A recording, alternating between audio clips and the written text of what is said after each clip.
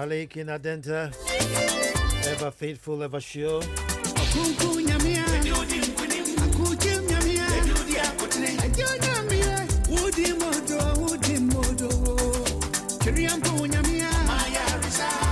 Usually the princess will be traveling with mommy and they'll be tuned in. But I'm in the studio with princess. So mommy is tuned in alone. I will have a safe drive home. Alfred Nazer, I see you. Maxwell Eduochre, Professor William Bambwating,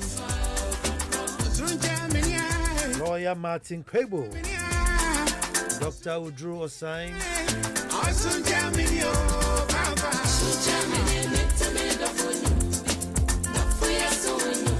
Dr. Cynthia Tego,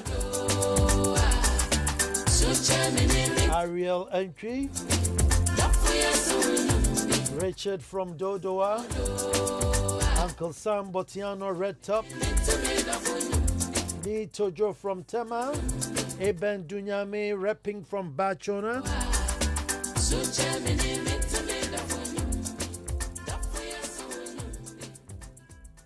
Elenama representing from Adenta.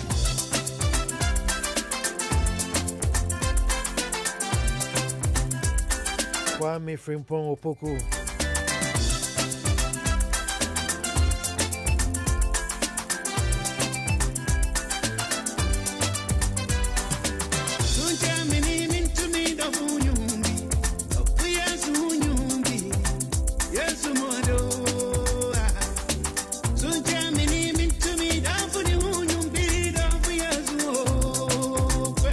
All the guys from the HR department, Senate head office,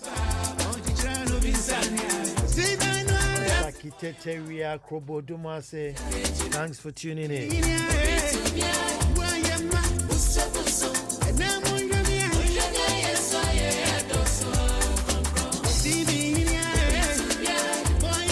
Obsessed with the classroom.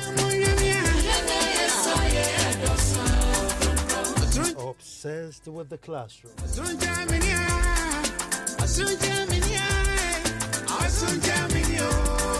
Okojia Hene Nana Apredi Hene.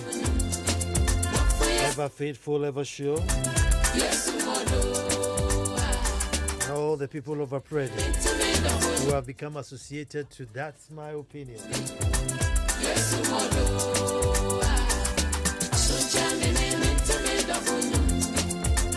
Apredi is the last town on the Equiapim Ridge.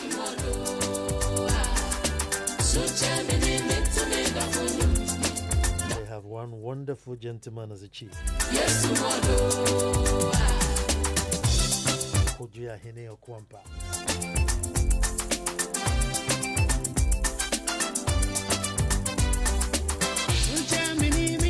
Dr. Dapa, the people's doctor.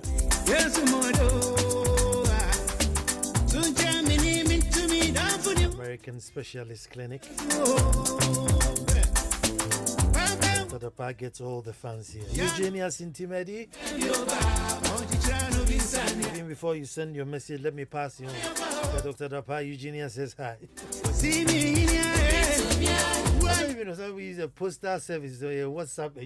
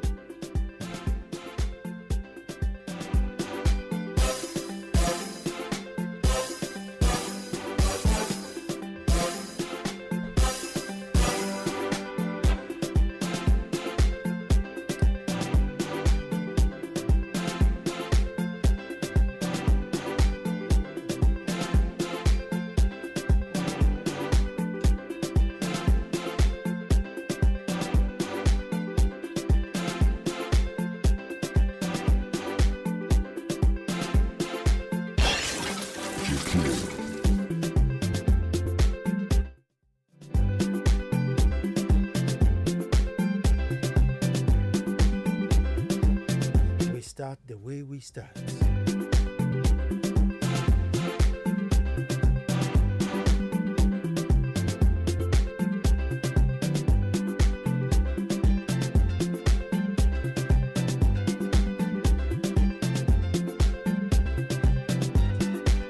Madame Augustina Johnson, we are privileged to have you join us and tune in. And this is a topic we'd like to hear your debate about. Madame Augustina Johnson.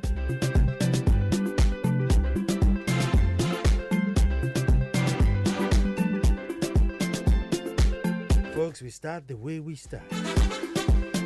And until the lions have their own historians, the tales of hunting would always glorify the hunter. And you know, I'll say that again.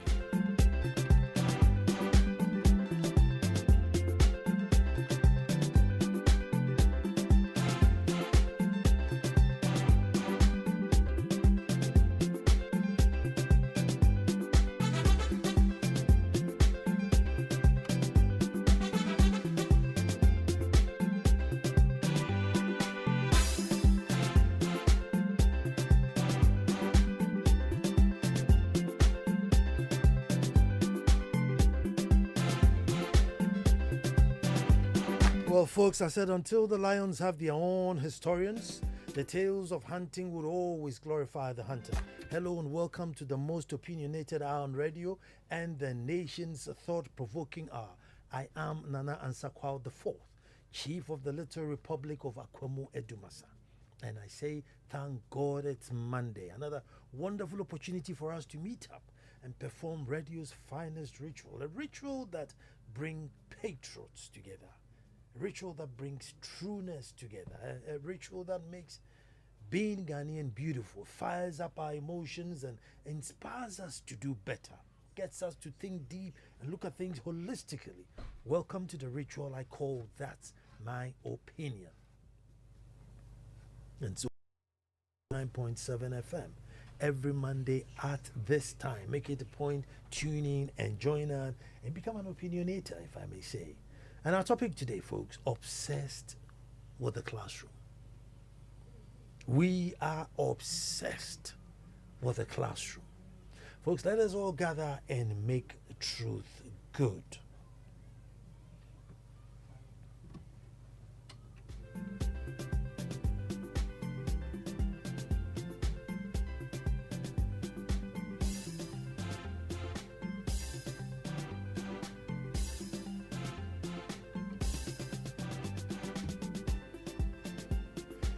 Now, this is not the first time I am sharing this opinion.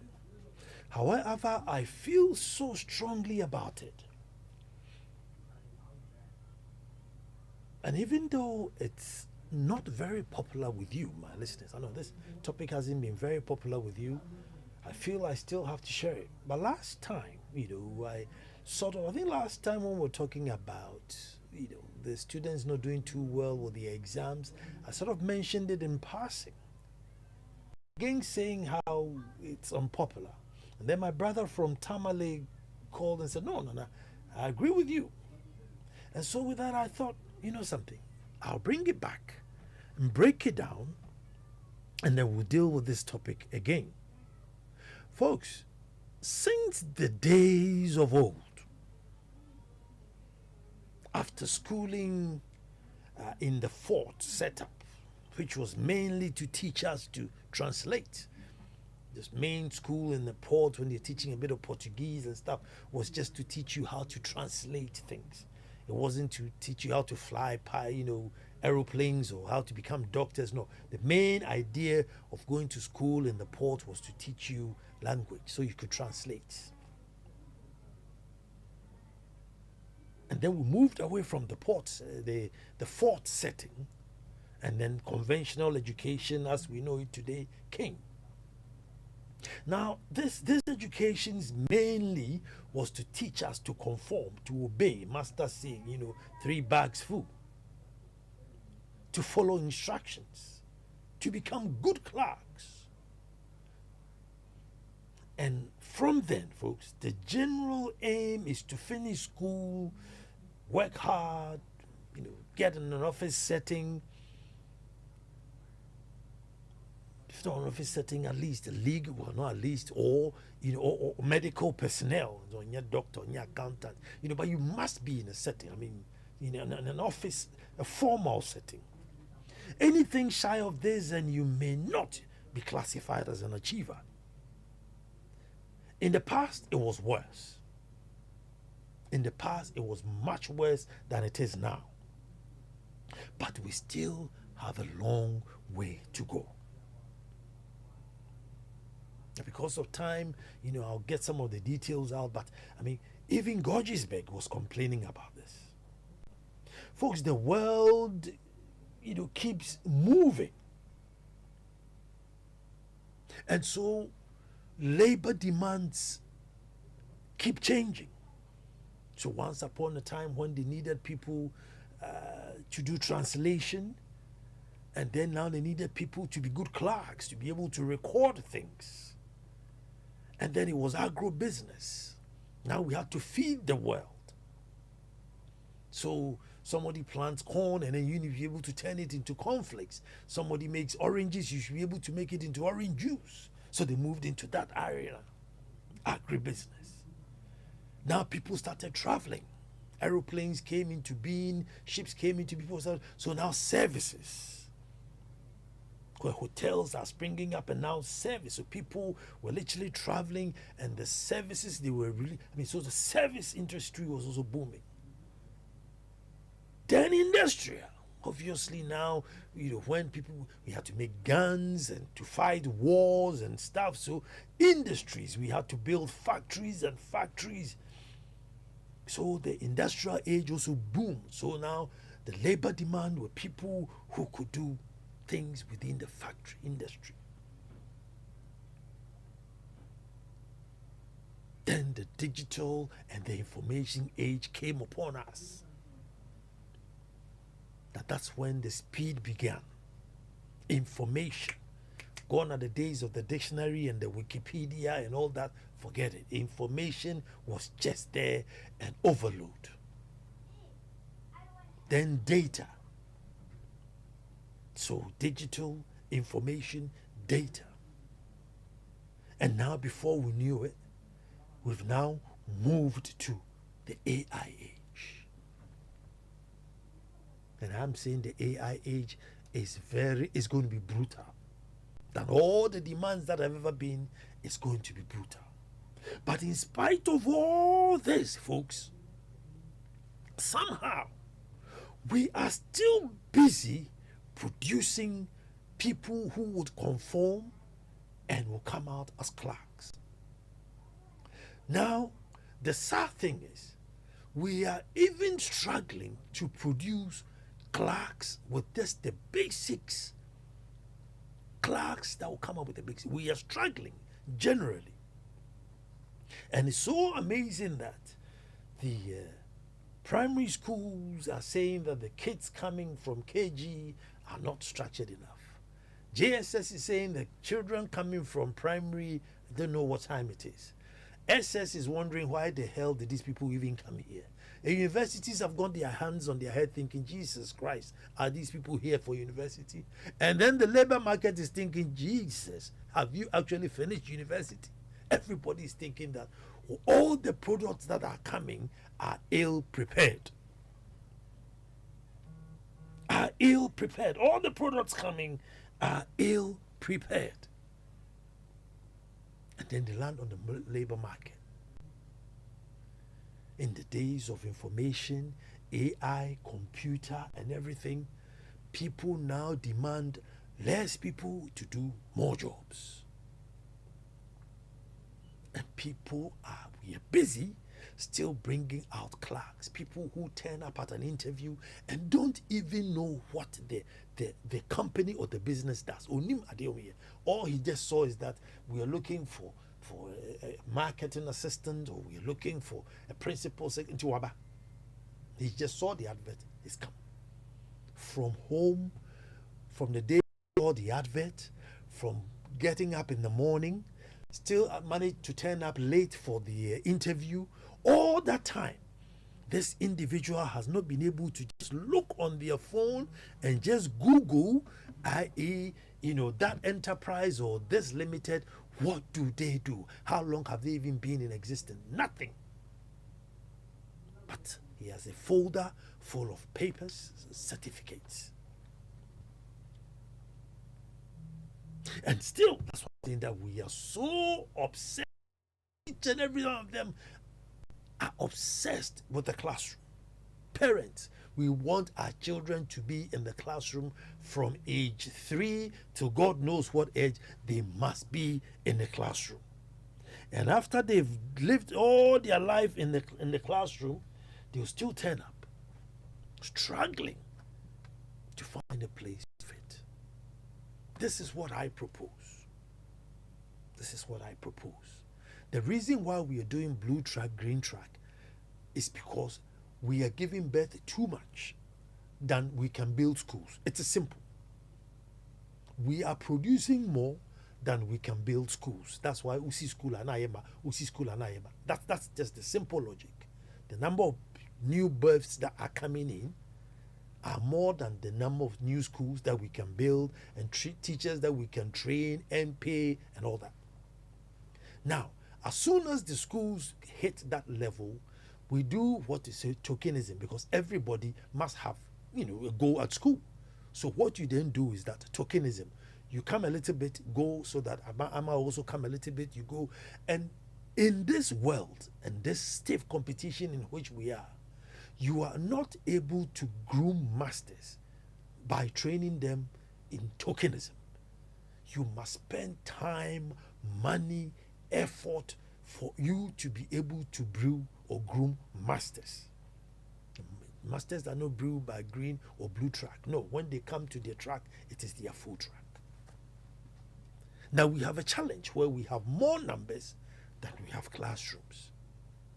We have the true challenge where all these millions of children, over 600,000, 500,000, all these huge numbers, folks, will not get anywhere. In the last 10 years or so, I think we've been able to create just about 250,000 jobs, something like that. Something like that. Very, very small amount of jobs that we've been able to create. And yet still, we are packing them in the classrooms. Now with everything, if you start big, you get overwhelmed. So we can take the cherry pickings. Clothing, we always wear clothing. Food, we always eat food. Shelter, we always need shelter. So what we can do, folks, is we can take maybe 5 or 6 industries. So let's say clothing.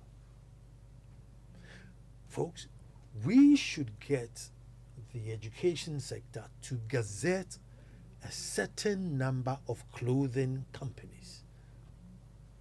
So, Nana Kwao IV tailoring. You come and gazette me, my space where I work.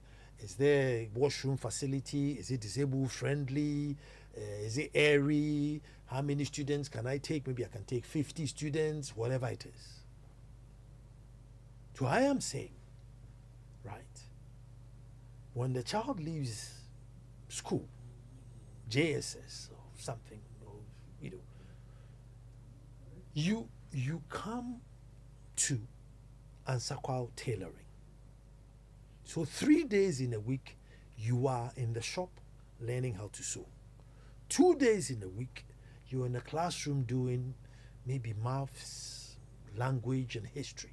As for history, I always think it's not a privileged subject. That's the thing that makes us proud. If you're able to teach them good history, they will have a sense of pride and won't walk on the desert to Libya.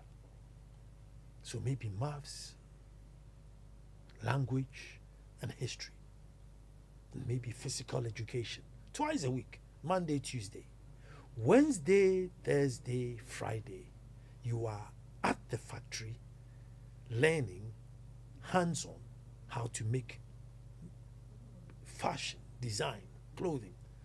And folks, you'll be amazed at how much work it is if you actually need to make clothing. You'll be surprised at how many styles of sleeves and how many forms. It is very intense.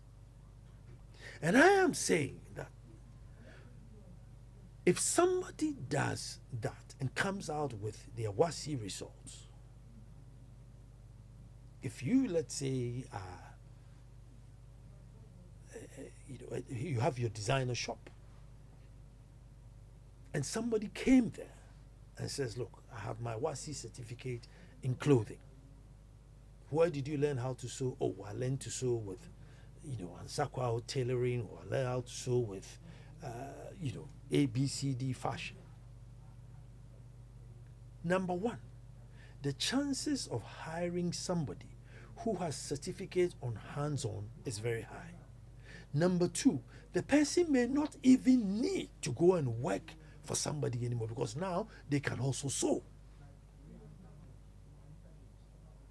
And so that we can, even if we target 20 or 30%, aim for 20 to 30% of students who don't necessarily have to be in the classroom 5 days a week.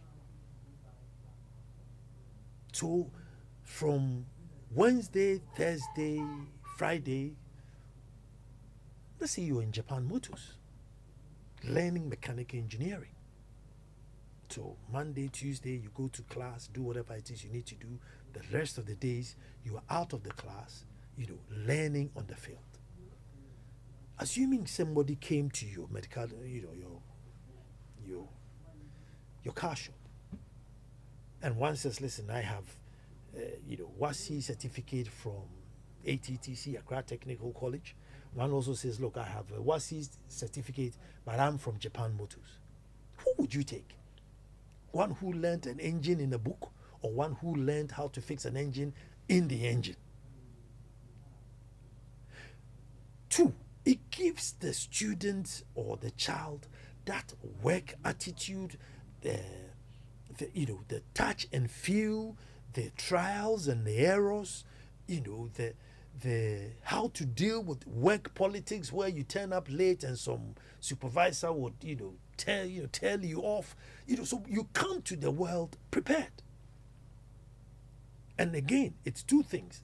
This person, after graduating, has three choices. If you are very good, the place of work and school would want to keep you because you're very good. Number two, you can set up on your own. And number three, it's very easy to jump into any job who want to take you because you've learned hands-on. And I'm saying we shouldn't be so afraid to take the children out of the classroom. We are so afraid. Yes, sure. Take a child to Seconds. Do 3 years in how to paint. Proper paint. I mean, good quality paint. 3 years, and you come out with a WASI with paint. You know how to mix colors. You know how to paint this. You know how to rainproof this, waterproof that, do this. And they earn good money. Folks, they earn good money. They hire people, they set up on their own.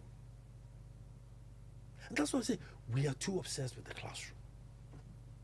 And the numbers coming in, we are not able to build enough classrooms, train enough teachers, and put in that quality time to be honest with you, I have relations, and you will let's say you will school. Let's ask you,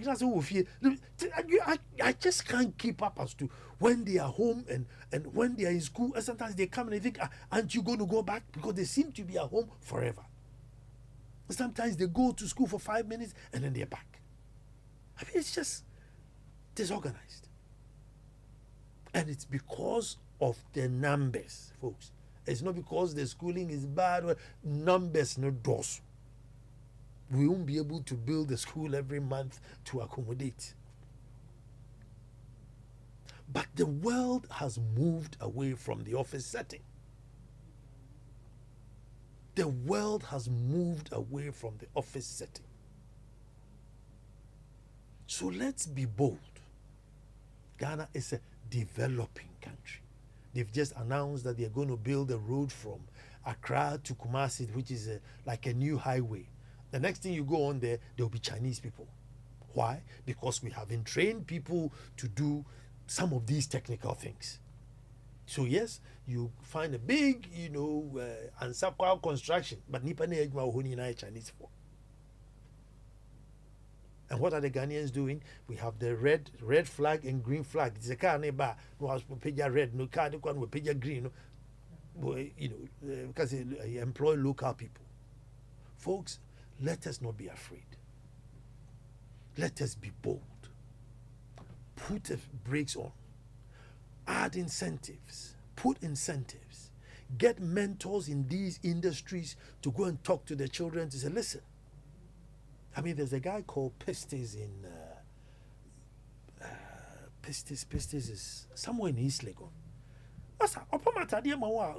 Mortgage.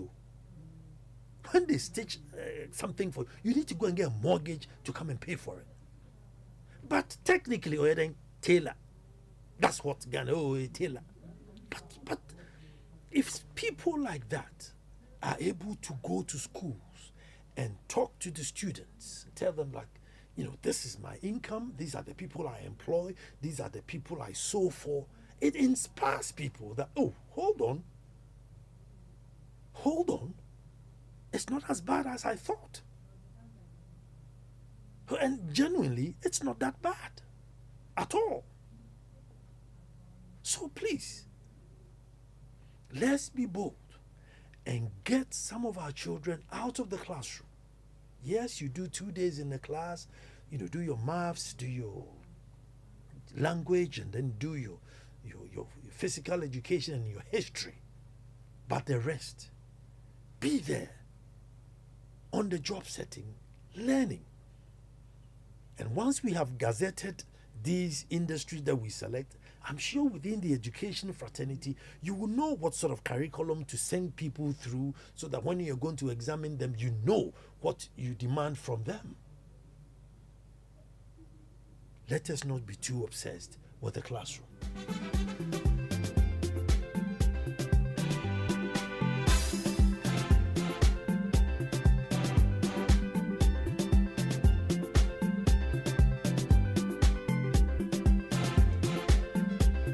Francis in Accra says, hi Nana, this issue is all about BEC and WASI and bookish economy. What you are proposing, it will take WASI out of job. Our exam economy and the budgets to be made for officials to get money is what we know. They won't change the educational system for the good of the youth. But you see, I still think they will still make a lot of money because you see, the numbers we have, I mean, we're doing what? Almost about 1 million. So even if you take 30%, it's like 300,000. You still have 700,000 going through until maybe one day we'll get a 50-50. Because the system is such that we have to get the education system to gazette certain industries so that if I have Ansah Kwao mechanic shop, I have to be gazetted that listen, you do the proper thing according to the book, because with every industry there's some sort of standardization. So they see that yes, with Ansah Kwao shop they do the standardization where when you bring in your car, you register it, you speak to somebody, tell them the complaint, the guy gets diagnosed, and then they tell you what time it is to change a gearbox or what time it is to get a light bulb. So you get all those things done, and if you fit in, they bring you students. And any industry that takes in students, you just offset it on your taxes so that at the end of the day, if you're going to pay 1,000 cedis tax, the government say pay 450 because that's 650 and come to school anyway. So you've taken that load off me because this is money where I should have taken the child to school and pay a teacher and do this and do that. But now if you've taken the child away, we offset you in terms of taxes. And I think we will be able to produce children who are not so desperate to be police or soldier or immigration because they have that liberty now. They have that liberty. But as you know, it's 0302 216 541. 0302 216 541.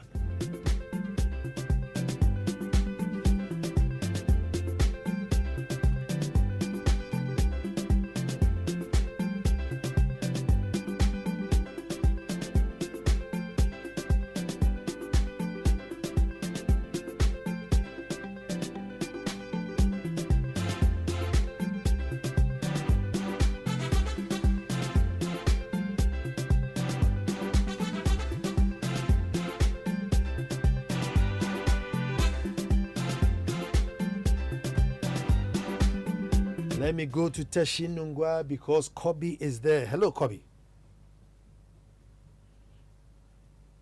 Oops. Hello, Kobe.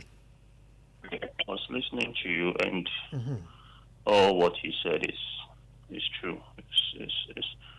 But what I disagree with you is when you were saying government will not be able to build enough schools because we are giving birth too much and all that. That's why our schools are overcrowded. I don't know whether it is intentional or what, because at least when you go around the world, you don't need to like by force admit every student.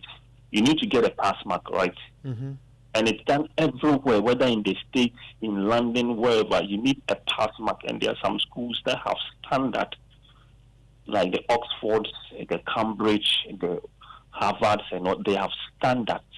But this time around, I don't know whether because of the free SHS, people are getting like 42, 36, 50, 51, and they're all getting schools. How is it going to push the student to even learn? I remember last 2 years when one of these small boys in my area was about to write his BC, and I was advising him to learn and all that. He said, no matter what, Kufuor do FSHS, no matter the results you get, you will get a school. And it's true. I talked to the mother, and the mother said he got like a 42 or something. And he got a school. So what are we doing to our education? How would the students, if the students are getting such bad grades and they are still getting schools, how is it going to push them to even learn? Because they know, after all, no matter the grade they get, and I don't know this thing about the gold track, and it's not all schools, because I know there are some schools that even the turnout in those schools are far below what the headmasters even put out. So I don't know whether it is intentional. They've overcrowded the grade A schools. I went to Fanspim School, and I went there a few years back, just about 2-3 years, about 2021, 2022, about. And I went, and the numbers, and I was like, what? And I heard people were getting like 28, 26 are all in Fanspim. I was like, you need to necessarily, and Fanspim has standards, right? I remember during my time, there were those that got even 7-1, 6-1, who didn't even get, because they chose science and other courses that they didn't admit them because of the standards of the school. So when you overpopulate the schools with all kind of bad grades, it's like garbage in, garbage out. Okay, let me. I mean, I don't know what time you finished, but in your days, what was the population of the school? Oh, in my days, it was just around 1,000, 4,005, just around 1,005. And what is just now? It's around over 3,000. Exactly. But where do you think the 3,000 came from? It's us populating. It's us populating. I know the population have grown over time. Yeah. When I was in the school, it was around over 20 years ago. But at least I know other schools in the hinterlands that are recording low numbers. So why can't all these numbers that you've used to overpopulate the grade A schools, you can share it among the other schools? I don't know. I remember when this free SHS was about to launch, 2017, when Kufuor went to a school to hold on. talk about. You see, some SHS that haven't got the numbers. Yeah, there are a lot of them in the hinterlands. In Brahafo, my nephew went to a school in Brahafo. I have to call him and ask of the school, and he told me the numbers are just few. Wow. So I don't know why they've overpopulated the grade A schools. I don't know. Must everybody go to Infanspim or Presec? No. Go to Presec and look at the numbers. It's crazy. And overpopulating a school reduces the quality in the school. In case there is a disease breakout or something, it will just spread. So why do you do that? And I remember when, I don't know whether it is intentional or to reduce the quality of education of our, because when I was in the school back in the days, we had all ministers there. No, you see, this intentional overpopulation, I mean, there's like 12 to 18,000. It's serious. When you go there, it's like No, It's like hold on. Makola. Yeah, hold on. Makola. It's like you're in Makola. Yeah, I said, we have about 12 to I think 18,000. No, hold on, JSS schools, but we have only about 900 SS. And so all these kids from JSS have to find a way. So it's not as if, and it's not only the A schools that are populated. Even the B schools are. But most of the grade A schools, go there and check it out.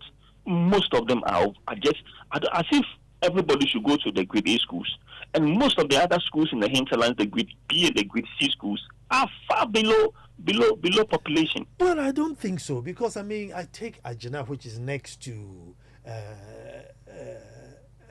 Dumasa, and it's not a grade A school, but they are bursting of the seams.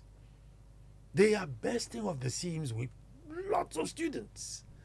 Akwamumang, is grade B. I'm telling you, I am massive chomp. So it's not only the grade A schools, and it's not deliberate. That Mofrano Dawson. It's not just the grade A, Mofrano Dawson. And yes, so we have this system where everybody must go through the school. 42. Do we condemn them? Do we get them to go and repeat? That's why I'm saying, why should they end up in the classroom? Why should they end up in the classroom? Do 2 days in the classroom, get on the field, get a skill, and survive.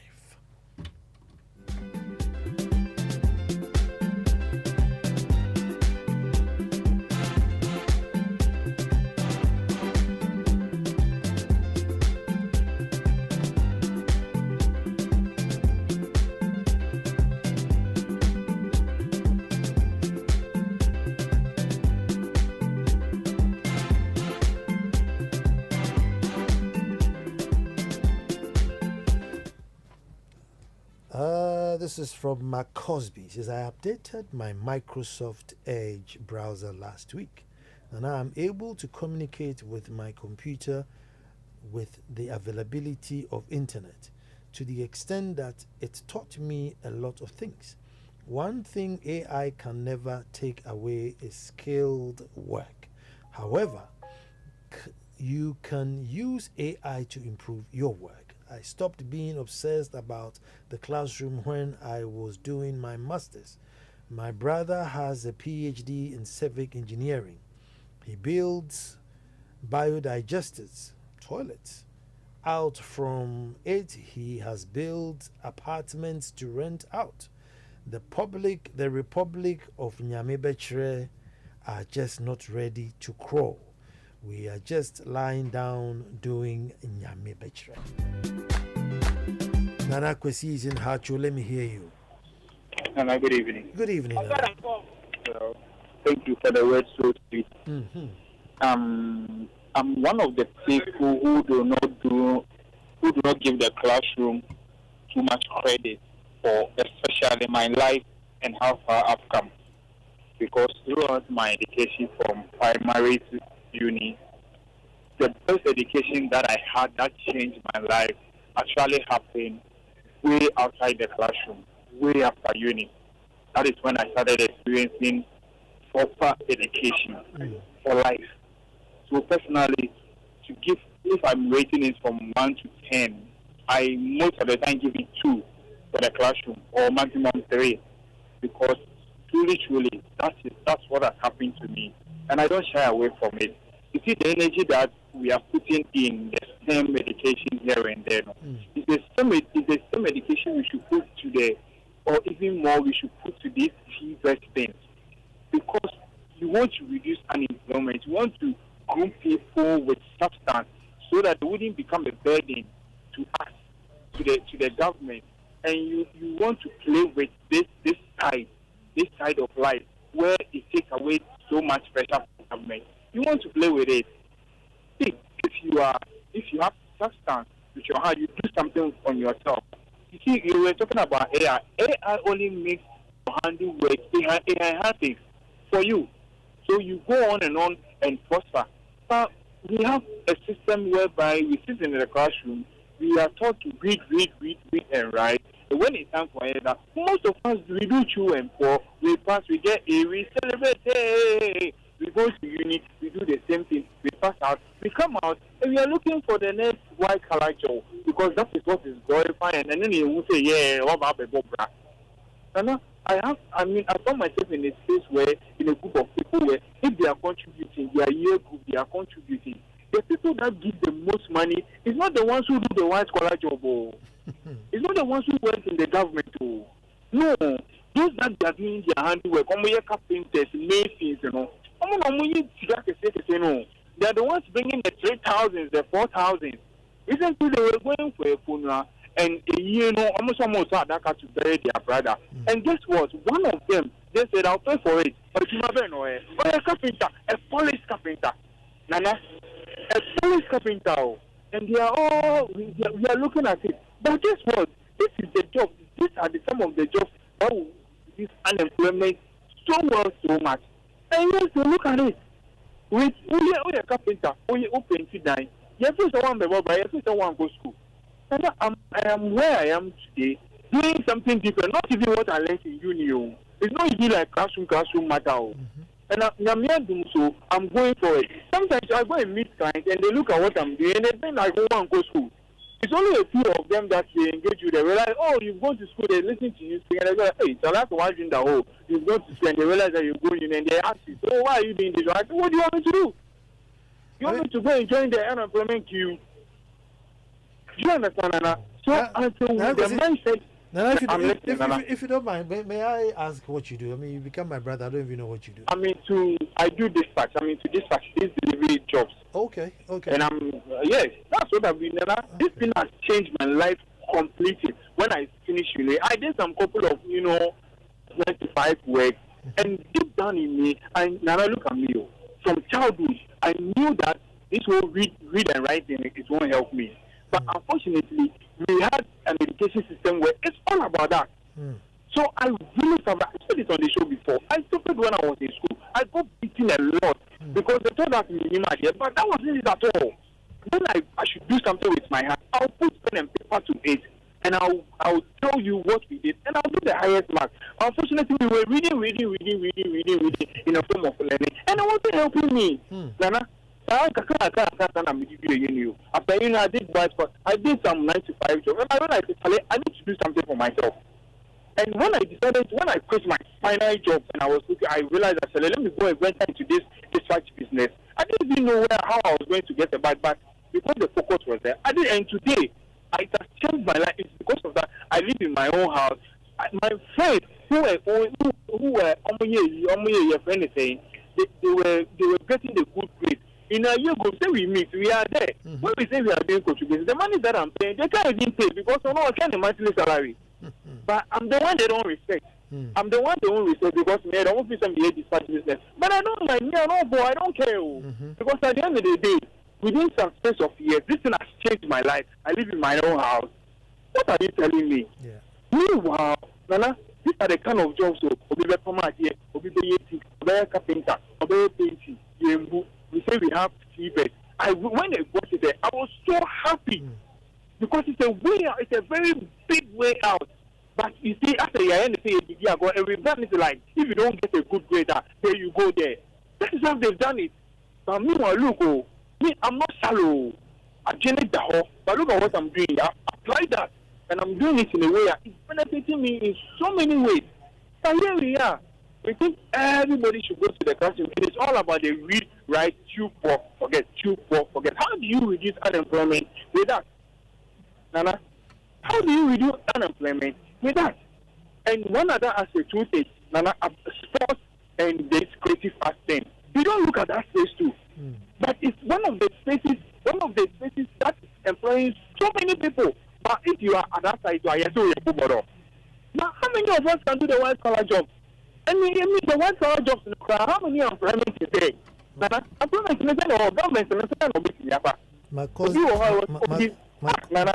Cosby says my dispatch rider earns over 10,000 Ghana cedis a month. They don't know. See, when they say that the money is at where people don't respect that, people think it's a joke. I've done this. I'm venturing into other places where I know people won't go because they think it's dirty. but me, I say I'll go there. And I know I'll make it. Because people don't respect that. People want you to be called what's the suit? And no one will say, oh, Bob, if there is a government institution or this company, only won't solve that. No problem. I'm not saying it's bad, Nana. All that I'm saying is, some of us are meant to do some of these things. So don't beat all of us into doing white collar jobs. Yes, sir, you are higher. It's not a white collar job. No, let them go there. Yes, I am there. Yes, I'm man. Let us do our own. People.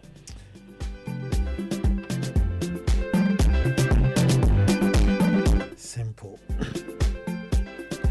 Mr. Stephen Agler, former headmaster at Akwemu Mines SHS.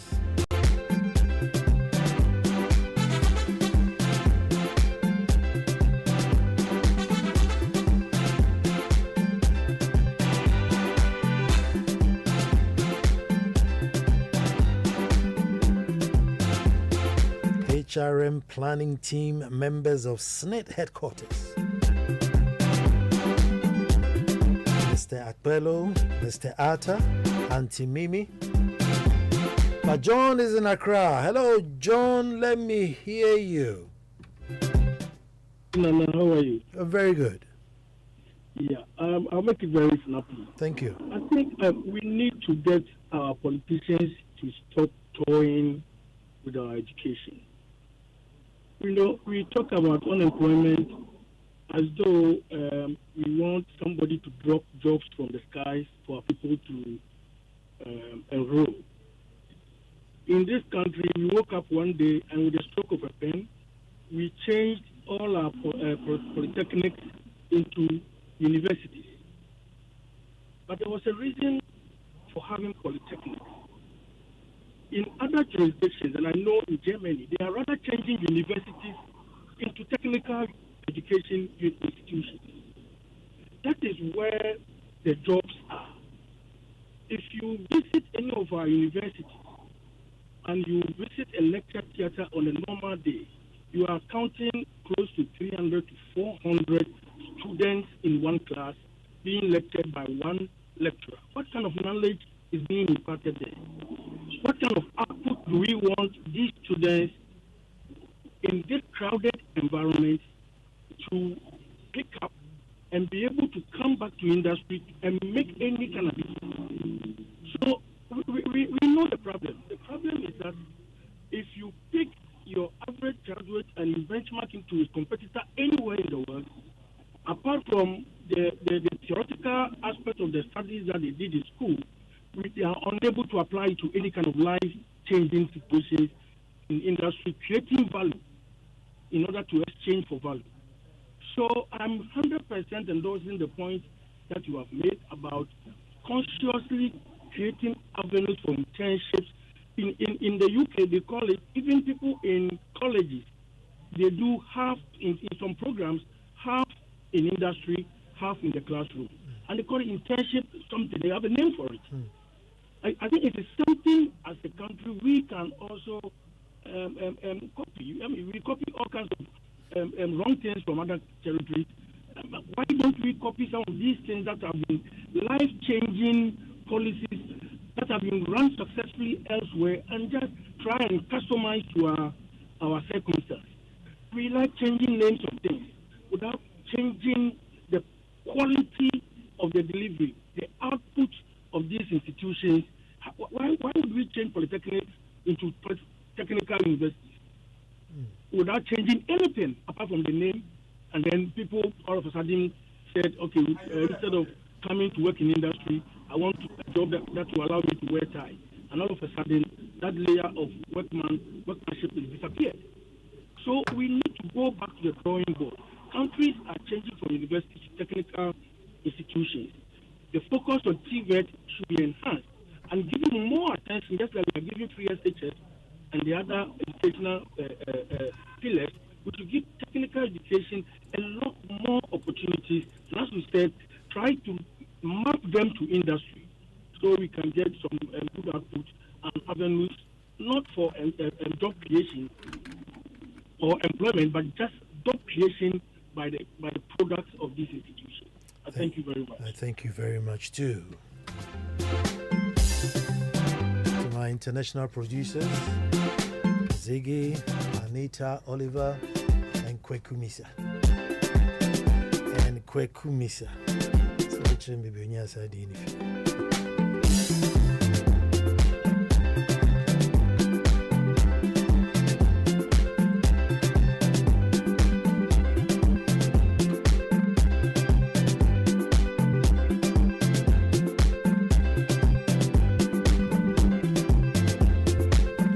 Bulletin is up next.